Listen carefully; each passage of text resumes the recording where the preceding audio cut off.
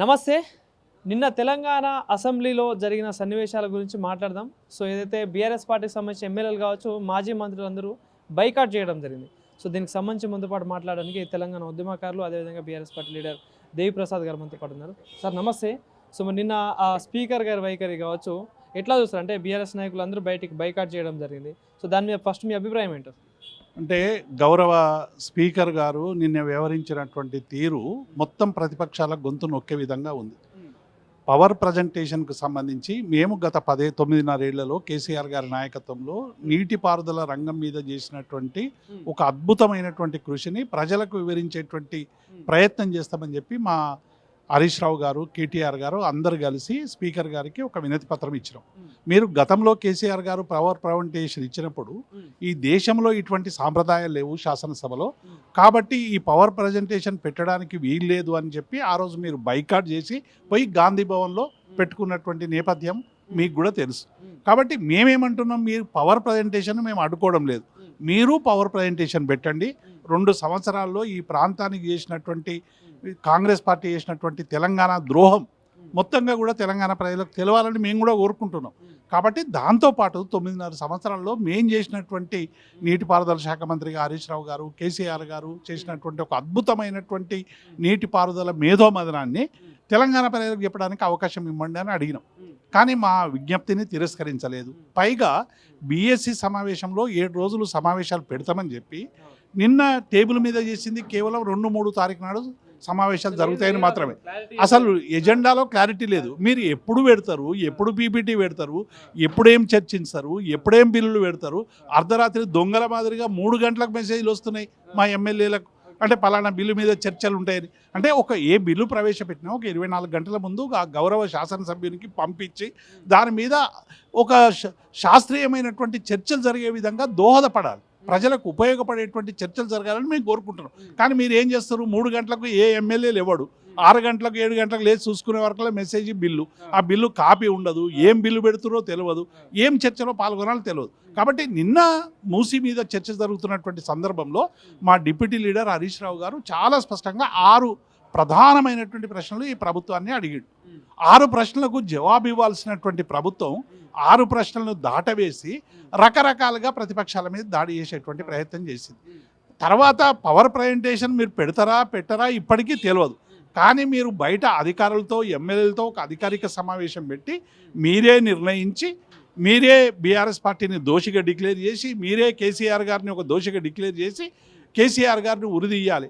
ఏ నాగరిక దేశాలు కూడా ఇవాళ ఉరిని బ్యాన్ చేసినాయి.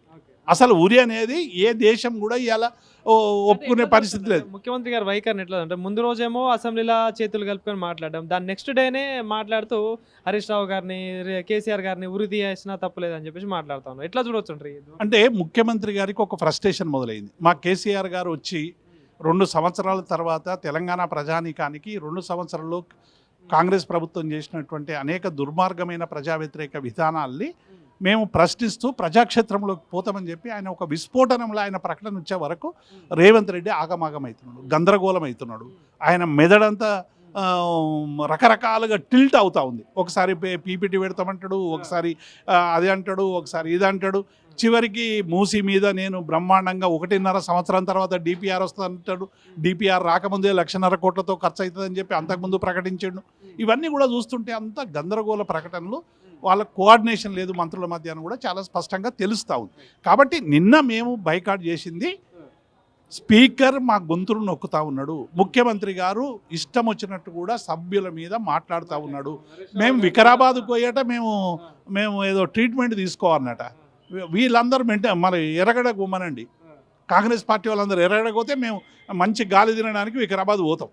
కాబట్టి ఇట్లా ఒక ప్రతిపక్షాలని సంయమనంతో మాట్లాడాలి, సంయమనంతో వ్యవహరించాలి. ప్రతిపక్షాలకు ఆగ్రహం ఉంటుంది సహజంగానే. మేము బాధితులం ఇవ్వాలి, ప్రజల కష్టాలని కన్నీళ్ళను చూస్తూ ఆగ్రహవేశాలు. 60-70 మంది గురుకుల విద్యార్థులు చనిపోయినారు, రైతులు ఆత్మహత్యలు చేసుకుంటారు, ఉద్యోగులు 29 మంది రిటైర్మెంట్ ఉద్యోగులు తమ బెనిఫిట్స్ రాక చనిపోయినారు. ఇంతమంది మరణాలు సంభవిస్తూ ఉంటే ఒక ప్రతిపక్షంగా మాకు ఆగ్రహం సహజంగానే ఉంటుంది.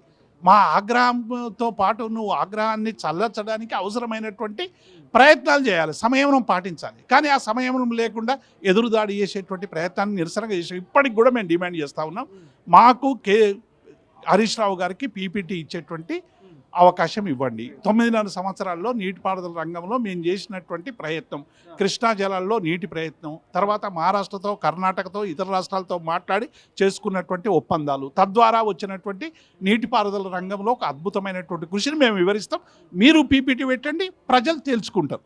అంతే తప్ప మేమేదో భయపడి పారిపోయినామని ఒకరు, మేమేదో బీజేపీకి భయపడి పారిపోయినామని ఇంకొందరు, మేము బీజేపీకి కాంగ్రెస్కు భయపడే పార్టీ అయినా బీఆర్ఎస్ పార్టీ మెడలు వంచి, 2 జాతీయ పార్టీలను మెడలు వంచి తెలంగాణ సాధించినటువంటి పార్టీ. కాంగ్రెస్ పార్టీని అనేక సందర్భాల్లో డిపాజిట్లు కొల్లగొట్టినటువంటి పార్టీ, బీజేపీని పొలిమేర దాకా రాకుండా తరిమినటువంటి పార్టీ. కాబట్టి మమ్మల్ని ఏదో భయపెట్టినామని చెప్పడం అనేటువంటిది ఇది చాలా దుర్మార్గం. మేము ప్రజా సమస్యల్ని ఎజెండాగా తీసుకురావడానికి ప్రయత్నం చేస్తాం. మీకు అవకాశం ఇస్తే మళ్ళీ వస్తాం, మళ్ళీ మాట్లాడతాం. అంటే ఒక పక్క యూరియా విషయంలో కూడా బయట వీడియోలు చూస్తూ ఉన్నాం, బాగా వైరల్ అవుతా ఉంది. ఇప్పటికీ మళ్ళీ లైన్లు కడతా ఉన్నారు. మరి నిన్న అసెంబ్లీలో స్వయాన స్పీకర్ గారు కావచ్చు, మంత్రి గారు యూరియా కష్టాలే లేవు, అంతా కావాలని చేస్తూ ఉన్నారని చెప్పి ఇప్పుడు కొత్తగా యాప్ ఒకటి క్రియేట్ చేసిరు. సో దీనిపై మీ స్పందన ఏంటి? ఇప్పుడు యూరియా కష్టాలు లేవు అనేటువంటి వాళ్ళు ఏమంటారు, కళ్ళుండి కబోదిల్లాగా మనం చూడాల్సి వస్తుంది. ప్రతి గ్రామంలో యూరియా కోసం రైతులు లైన్లు కట్టి కొత్తగా యాప్ ఏదో చేస్తామన్నారు. అసలు అక్కడ బస్తాలే లేవు. మీరు యాప్ తెచ్చి ప్రయోజనం ఏంది? ఇవాళ రైతులందరూ కూడా రోజు 500-600 రూపాయలు కూలీ వదులుకొని ఇవాళ లైన్లలో నిలబడుతున్నారు. అంటే బస్తా ఖరీదు కంటే నిలబడ్డ రైతు కూలీ ఎక్కువ ఉంది. కానీ పొలానికి కావాలి, వ్యవసాయానికి కావాలి, దేశానికి పంట పండించాలని రైతు తన త్యాగాన్ని ఇవాళ చేసి ఆ 250 బస్తా కోసం 500 కూలీ ఎగ్గొట్టుకొని పోతున్నాడు. సోయి ఉండాలి కదా. కనీసం యూరియా సరఫరా చేయలేనటువంటి ప్రభుత్వం అసలు ప్రజల సంక్షేమాన్ని ఏం చూస్తుంది?